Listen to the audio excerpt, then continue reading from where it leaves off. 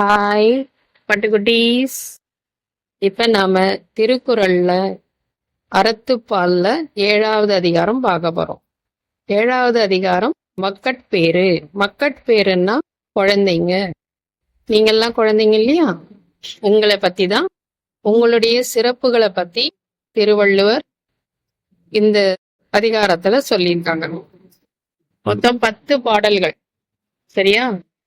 இந்த 10 பாடல்களை பத்தி பார்க்கலாம். முதல் பாடல், பெருவற்றுள் யாம் அறிவது இல்லை, அறிவறிந்த மக்கட்பேறு அல்ல பிற. நமக்கு நிறைய நல்ல விஷயங்கள், 16 செல்வங்கள் சொல்லுவாங்க.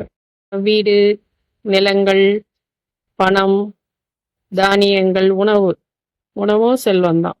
அந்த மாதிரி 16 செல்வங்கள் இருக்கு. அந்த 16 செல்வத்துல குழந்தைகள் செல்வம் அப்படின்னு சொல்றாங்க. குழந்தைகள்ன்றது ஒரு முக்கியமான விஷயம், அத பத்தி சொல்றாங்க.